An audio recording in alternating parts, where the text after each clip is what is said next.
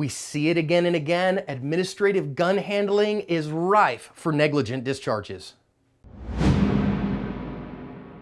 Hi everyone, it's John with today's active self-protection lesson out of Venezuela. Here we're going to see a negligent discharge and remind ourselves again of the rules of safe firearms handling. We're also going to think about what causes negligent discharges and remind ourselves again about the dangers of administratively handling your firearm. You can see the security guard in the lower left here with a bunch of customers in the store. It looks like the guy in the middle is an employee perhaps. And our security guard decides to play with his pistol grip shotgun here. I'm not sure what he's looking at. And for the moment, he's got a pretty decent grip on it. But here he changes his grip and starts playing with it and the gun goes off. And now you can see everybody's trying to get out of the danger zone. And now our guard has to try to recover emotionally as well as figure out, is everybody okay? Has anybody been hurt? And he's making sure now, is everybody all right? And you can see the chagrin on his face here that he has just made a significant mistake. And this is how negligent discharges happen. Okay, let's go back and think about here exactly what happened for this guy. First of all, he's paying attention to his phone and messing around, and he decides in the moment to administratively look at his firearm. Administrative handling of firearms, in other words, handling your firearm when you don't intend to use it, is when accidental discharges and negligent discharges happen.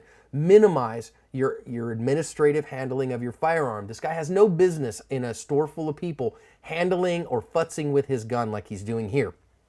Now, when he first gets a grip on the gun, you can see right here he has a very good firearm safety. He has his finger high and off the trigger, and so he's not going to discharge his gun. But if we remember those rules of firearm safety, keep your firearm pointed in a safe direction, finger off the trigger, and when he changes his grip, you can see his middle finger on his right hand slid inside the trigger guard there. So because of that, now he is violating the rules of firearm safety, but at least, thankfully, he's pointed in a safe direction. You can see that that firearm was pointed down when it went off. Now there'll be some spall, there'll be some ricochet off there, and somebody could have gotten hurt. But thankfully, this is why we have multiple rules of firearm safety. If you point the firearm in a safe direction, even if you do have a negligent discharge, nobody is hurt. And that's why that first rule of firearm safety is to keep your firearm pointed in a safe direction.